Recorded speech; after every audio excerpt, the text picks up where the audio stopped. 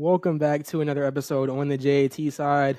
I'm your host, Jalen Austin Taylor, and today is Friday, June 5th, 2026, and I'm super glad to be back with you guys for another episode. We're gonna hop straight into this one. By the time you guys are listening to this, it's probably about anywhere between 30 minutes to about an hour before tip off in the second game of the 2026 NBA Finals between the San Antonio Spurs, the Western Conference Finals champions, and the New York Knicks, the winners of the East. This has been the path for these two teams to get to the finals has been different, to say the least, right? San Antonio had to go to war with a defending champion in OKC, and they took them to 7 games and was able to defeat OKC in game 7, which was very impressive. And San Antonio, also had the second best record in the entire NBA. Overall, that's why they have home court advantage for this series, but it seems like they've squandered that home court advantage because they did drop game 1. For those of you who saw the game on Wednesday night, the Spurs were up by 7 points at halftime by a score of 55-48. The Spurs ended up losing the game by 10 points, which is a 17-point swing. And the Knicks clearly made halftime adjustments. Now, your great coaches, they always talk about making adjustments. In the NBA Finals, the grandest stage of them all when it comes to professional basketball, you talk about blowing a lead, and that's exactly what the Spurs did. And not only did they blow a lead, but the Knicks clearly made some defensive adjustments, right? The Knicks gave up 55 points in half number 1.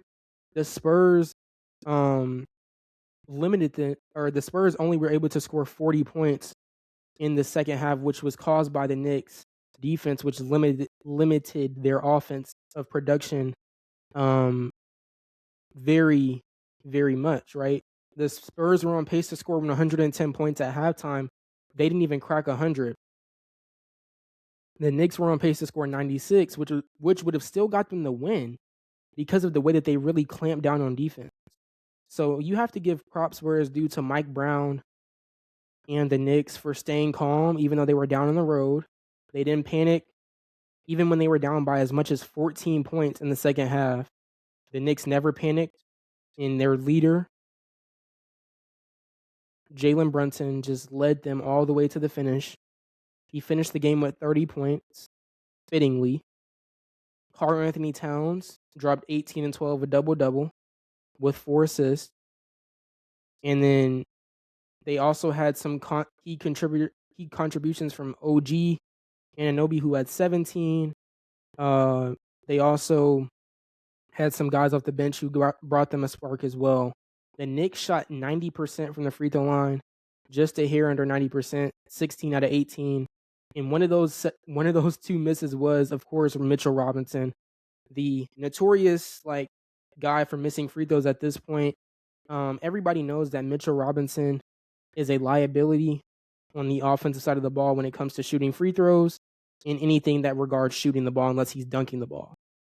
So I think the Spurs, one of the adjustments that I would make if I was the Spurs head coach, if I was him, I would hack a Mitch as soon as possible. If he's in the game and they're 1 foul away from the bonus, or if they're a couple fouls away, I would immediately start hacking Mitchell Robinson because he only shot 1 free throw. Let's say if he shoots 5, he may make 2 out of 5, right?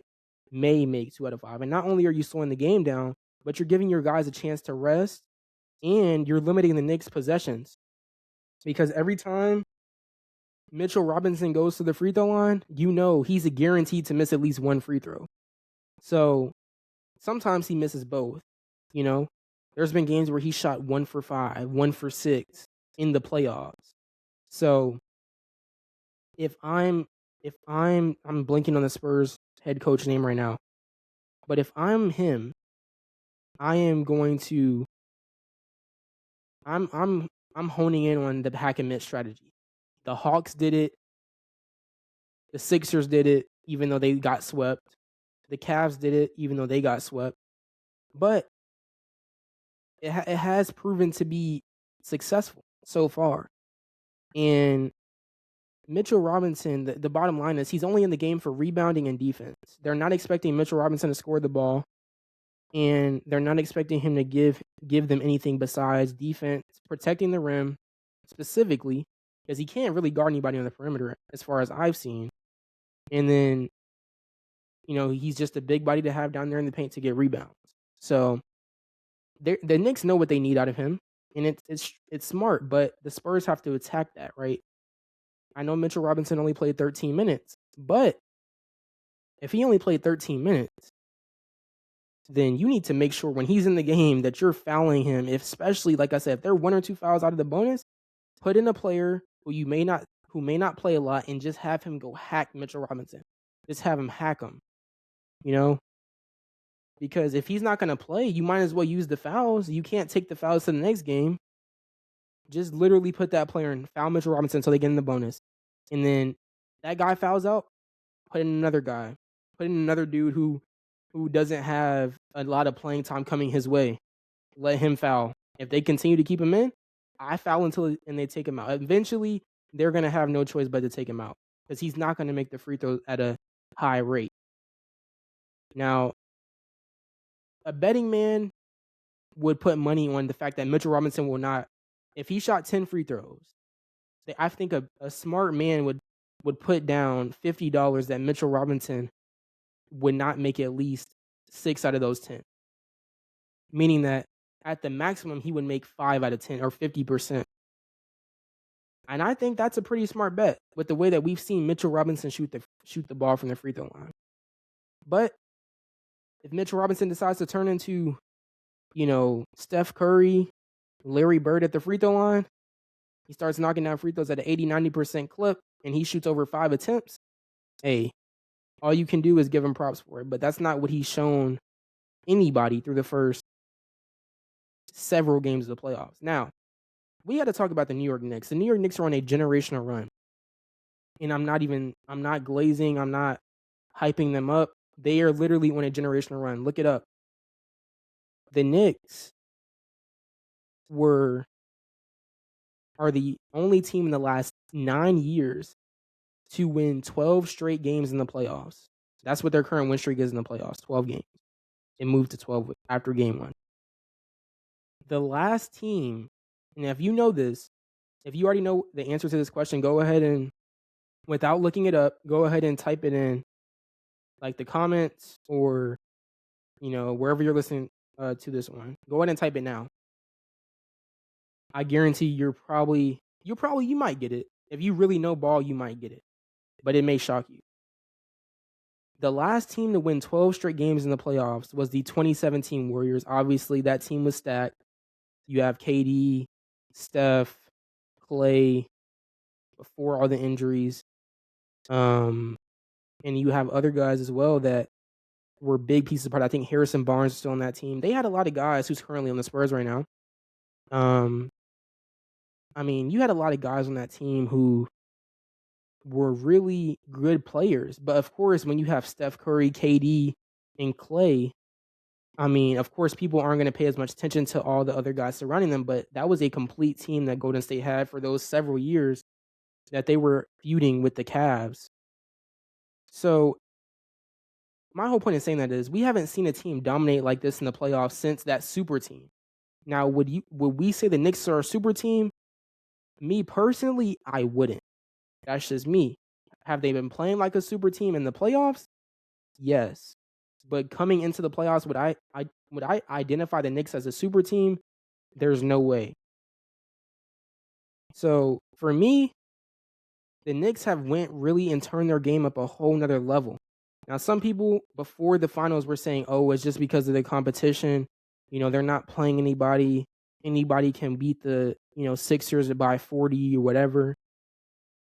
And then they just beat the Spurs in game 1 on the Spurs home floor. And now everybody's like, whoa. I don't think maybe it wasn't the competition. Maybe the Knicks really are just on a different level right now. Now, I'm not saying that the Knicks are going to sweep the Spurs. I'm not saying that, they're going to just dominate the whole series like they have been the last 3 weeks. But what I will say is they are one of the hottest teams we've seen in the playoffs in history. It's been 9 years since we had a team win 12 straight games in the playoffs, and I'm sure that list of teams that have won 12 straight games in the playoffs is not very long because most teams only play between 8, if you're lucky, 8 to 15 games in the playoffs maybe. And then if you get to the finals, obviously you're going to play the minimum of 12 games, but it still doesn't mean that a lot of teams have won 12 straight playoff games in the history of the NBA. If I had to guess, I don't think that list would be longer than 10 teams across the history of the NBA, which spans over 60 years. So I don't think that there's more than 10 teams. And I want to say there's probably not even more than 5 teams who've won 12 straight games in the playoffs. But I know for sure that I don't think there's more than 10 teams in the history of the NBA, right? That's over 10 times 30. That's just 10 years. The last 10 years, that's 300 different teams, obviously over 10 years. I don't think there's been more than 10 teams in the history of the NBA to win 12 straight playoff games. If there is, I'd be shocked. But I only say that to say the Knicks really are truly hot, and they're cooking. Bottom line, and I think for the Knicks to win this game tonight and take an unprecedented, to say the least, 2-0 lead, I think what the Knicks need to do is they need to, number one, these are the keys to the game for the Knicks. Number one, they have to continue to shoot the ball well from the free throw line. They cannot afford to miss easy opportunities and free points. So if they can shoot another game where they have over 15 free throw attempts as a team and they're able to shoot at least 90% from the free throw line, I think they have a great chance of winning this game tonight. The second key, if they can win the turnover battle like they did in game 1, the Spurs had 13 turnovers. 6 of those 13 were by Wemby, so he has to do a better job of taking care of the ball. And then the Knicks only had 8 turnovers, so Wemby almost had more turnovers himself than the Knicks had the entire game as a team. So that's at least 5 possessions, right? Knicks only have 8, Spurs have 13. And in today's NBA, that's probably more like 4 possessions because of the amount of threes that are shot. So you're talking about you probably had 6 possessions worth of the difference in those turnovers, right? 5 times 3, that's 15 points, right? If you shoot a 3 on all those, but that's a maximum of 15 points. So you're talking about 10 to 15 points of missed opportunities by the Spurs. So Wemby, bottom line, he has to play better. The Spurs cannot win this game. So we're going to the other side now. If the Spurs think they have any chance of winning this game, they're going to need Wemby to clean up his play. It's not just the turnovers, right? The turnovers are a big issue, of course. But the other big issue that you cannot ignore, yes, Wemby had 26 and 12, and most people, you look at 26 and 12 and say, wow, that's a pretty good game. But for a player who's expected to be dominating, obviously, an MVP caliber player, as he claims himself, if you're claiming to be an MVP caliber player, this is the time to show that, Wemby. I mean, with all due respect, that's not an MVP caliber performance. That's an all-star performance. I'll give you that. An all-star performance drops 26 and 12 in the finals. But with 6 turnovers and you only shot 6 out of 21 from the field, so you shot less than 40% from the field, you, as a franchise player, this is the biggest of the biggest games of your life to this point. If you can't shoot minimum 40% from the field, and when you're shooting at that volume, and then you're turning over the ball at that rate, your team isn't going to win because you have the ball in your hands more than anybody else. So Wemby, Bottom line, he has to play better. Not only shooting the ball, the turnovers. They're going to need him to step up on the defensive end as well.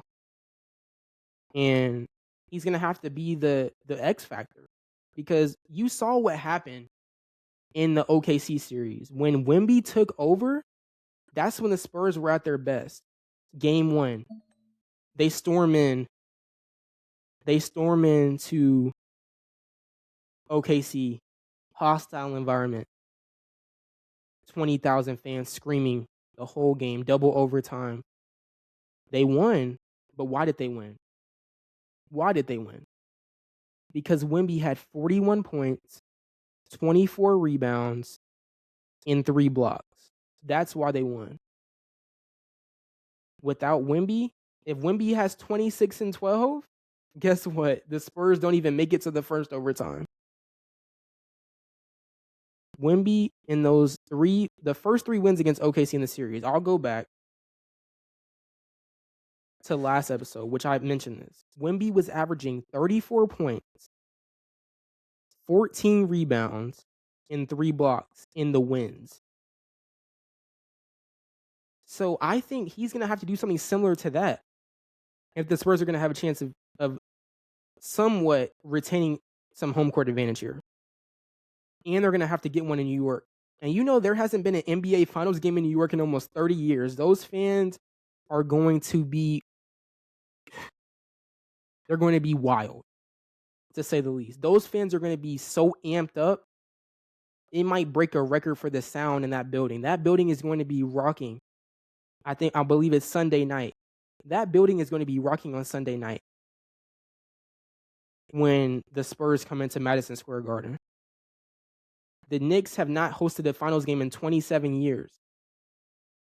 So you already know these fans have been fiending for this opportunity. Some of them their whole lives. So New York is going to be going crazy. New York is going to be in a frenzy on Sunday night. And if the Spurs lose this game, it's a real possibility that they may get swept in the finals. Just putting that out there. I cannot overemphasize how crucial tonight is for the Spurs. The Knicks have already done their job. The Knicks are just going for the kill at this point.